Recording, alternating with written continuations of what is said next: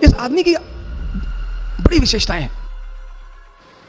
इस उम्र में अगर आदमी को यह समझ में आता है कि मुझे क्या करना है, आप इस आदमी के सोच देखिए, सोच।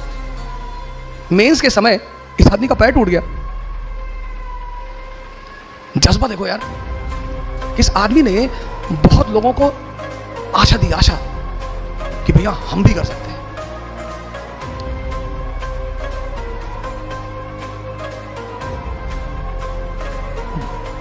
जय हिंद फ्रेंड्स।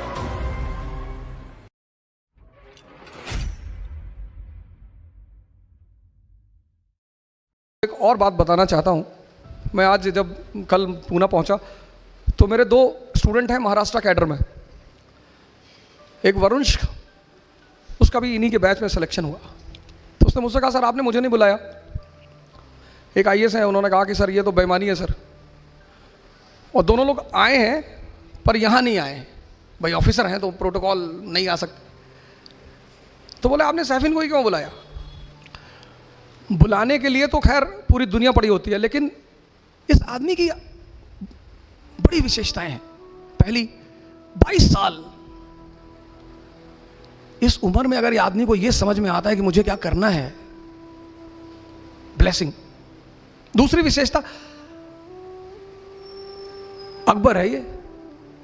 अभी मैंने बाहर नेपोलियन कह दिया था, फिर मैंने अमेंड किया अपने आप को कि नहीं नहीं अकबर है। हमेशा जीता। नेपोलियन तो बाद में हारा, नाम उसने भी बहुत कमाया। तो मैंने इनको अभी सुबह कहा कि तुम नेपोलियन हो, फिर मैंने कहा नहीं नहीं अकबर। आप इस आदमी के सोच देखिए, सोच। मैं तो इतना भी नहीं बोलना चाहता था, मैं चाहता था यही आपसे बोले। दूसरी बात, मेंस के समय इस आदमी का पैर टूट गया। जज्बा देखो यार। मेरा ऐसा नहीं कि मैं कोई आईएएस बन गया तो मैं उसका ना जाओ, पर इस आदमी से मेरा एक विशेष कुछ है। लोग ऐसा नहीं, सिर्फ इन्हीं से, ऐसे मेरे कुछ स्टूडेंट हैं जिनसे मेरा एक बड़ा विशेष लगाव है। उसके पीछे ये नहीं कि आईएएस बन गए, मैं इनसे कल बोलूंगा मेरा काम कर दो, मैं कभी नहीं बोलूंगा, मालिक ना करे मुझे कभी इनसे कहना पड़े। लेकिन लगाव है इसलिए कि इस आदमी ने बहुत लोगों को आशा दी, आशा कि भैया हम भी कर सकते हैं। नहीं तो आदमी इतना बहाना बनाता है। मेरे दोस्त हैं, उनके भाई हैं, चपरासी हैं बैंक में। उन्होंने पढ़ाई छोड़ दी थी 10th के बाद। मैंने कहा चाचा पढ़ाई क्यों छोड़ दी? बोले हमारे पापा ने हमको साइकिल खरीद के नहीं दी। इंसान की सबसे बड़ी कमजोरी बहाने बनाना। सैफिन में और मेरे में एक चीज कॉमन है, वो मैं आपसे शेयर करूंगा। मेरी माँ लॉयर हैं, एडवोकेट। मेरे फादर पोस्ट ऑफिस में थे। हम बड़ी लोअर मिडिल क्लास से थे। तो मेरे पिताजी ने मेरी माता जी को पढ़ाया। हमारे पास 10 बीघे ज़मीन थी उस वक्त। तो 5-6 बीघे ज़मीन तो माता जी को पढ़ाने में बिक गई, 5 बची। तो जब मैं बड़ा हुआ, बाहर निकला, बाहर पढ़ने के लिए मैं दिल्ली आया। फिर और पोस्ट की ज़रूरत पड़ी। मेरी बहन वो भी आई दिल्ली पढ़ने के लिए। तो पैसे तो थे नहीं घर में। तो ये हुआ कि भाई अब क्या करें? माता जी ने कहा कि ज़मीन बेच दो। तो मेरे पापा ने कहा यार 5 बीघे और बच्चे हैं, इसको भी बेच दोगी तो खाएंगे कैसे? अबे उन्होंने कहा बेच दो यार लड़का हमारा अरबों डॉलर का, बेच दो।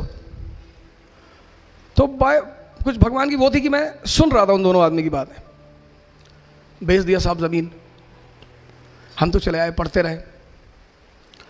तो जब मेरा आईएएस के लास्ट अटेम्प्ट में मेंस नहीं हुआ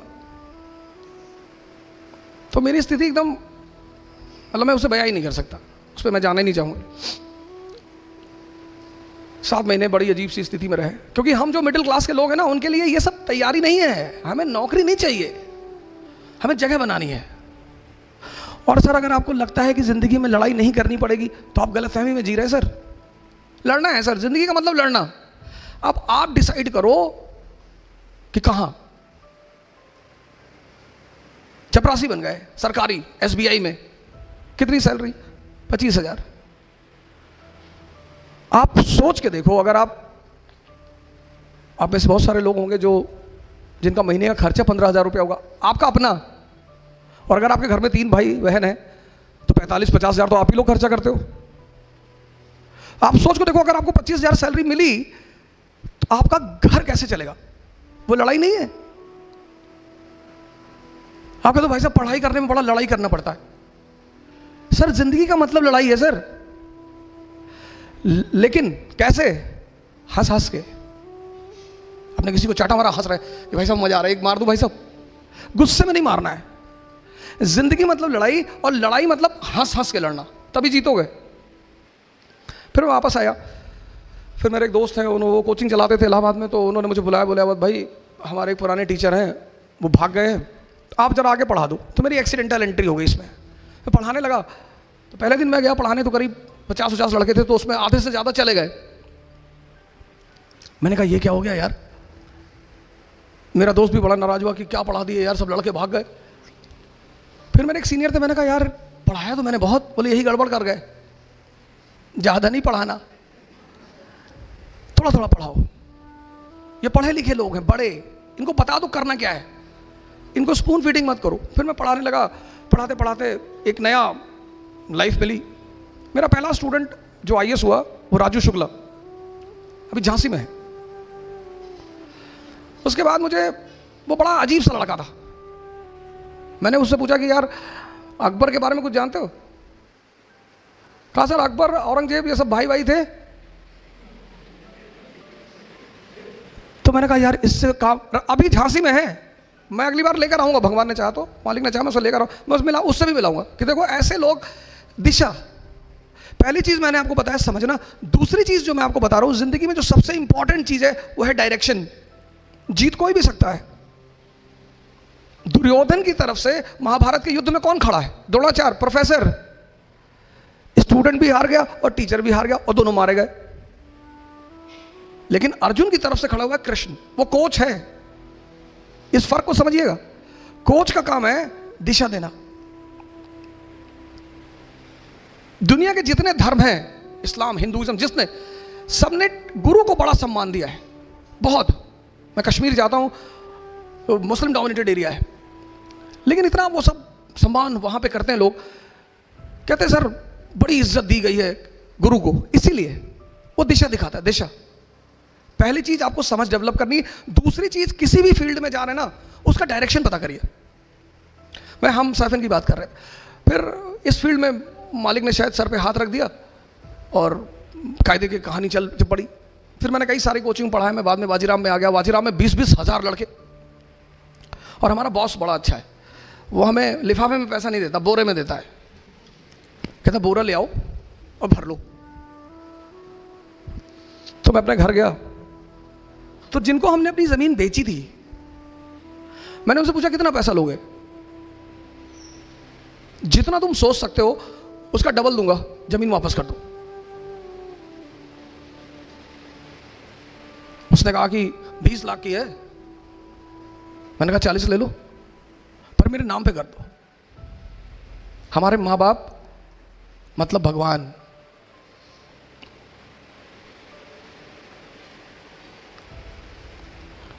भगवान। सैफिन आए, अम्मी इनकी नहीं आई किसी कारण से, मैंने बुलवाया ज़बरदस्ती, क्योंकि जब मैं पहली बार इनकी वीडियो देखा तो मुझे लगा यार मेरी माँ है ये। ऐसे उन्होंने भी स्ट्रगल किया, और आज उसने मतलब ऐसे मुकाम पे बिठा दिया कि आपका जो सबसे बड़ा जिम्मेदारी है दुनिया, और कोई जिम्मेदारी है ही नहीं, बाकी अपने आप चलेगी। वह जिम्मेदारी ये है कि आपके माँ बाप आप पर फक्र करें। ये बात अपनी जिंदगी में रखिए। फक्र किसी भी बात पर, किसी बात पर, कि मेरे बेटे ने हिंदुस्तान पे कब्जा कर लिया। समझिए, दिशा देखिए, दिशा। मेरे एक दोस्त हैं दानिश फिरोज शमसी, कहते हैं मैं नमाज कभी छोड़ता नहीं, मालिक मेरी सुनता नहीं। तू नमाज कभी पढ़ता नहीं, तेरी इतनी सुनता है, मुझे कहते हो। मैंने कहा पता क्यों सुनता है? क्योंकि अगर मैं एक ब्रेड भी खाता हूं ना सड़क पे खड़े होके, तो मैं उसको शुक्रिया कहता हूं कि तेरी मर्जी से खा रहा हूं। मालिक की सबसे बड़ी चीज क्या है? शुक्रिया। आईसीयू में जाके देखो, आईसीयू जाना, आईसीयू, कभी आईसीयू जाओ हॉस्पिटल के, वहां लोगों को देखो जो 25-25, 30-30 दिन से लेटे हैं, गाजर का पानी पी रहे हैं। तो जब बिरयानी खाओ तो आईसीयू को याद कर लो, शुक्रिया के भाव पैदा हो जाएंगे, और जैसे ही पैदा होंगे रिजल्ट मिलना शुरू हो जाएगा। दिशा, नमाज पढ़ो, पूजा करो, तैयारी करो, कुछ भी करो, दिशा, अगर दिशा सही नहीं है ना सर, आपको कहीं रिजल्ट नहीं मिलेगा। मालिक ने इतनी बड़ी कायनात बना रखी है, आपके सजदे का थोड़ी भूखा है वो, पर उसे लगता है कि आपको भी, जैसे आप किसी के लिए कुछ करते हो तो आप एक्सपेक्ट करते हो कि ये मुझे कुछ थैंक यू बोलेगा, गिफ्ट देगा। जैसे आप करते हो ऐसे वो भी शायद करता होगा, और आपको कुछ देना ही नहीं, शुक्रिया। यही इसीलिए वो मालिक है, हमें कुछ देना ही नहीं। ऐसा कहकर हम अपने आप को बचाते भी है, ये भी एक फायदा है हमारा कि हमें कुछ देना ही नहीं, देना तो घर पड़ता ही है। समझ और दिशा,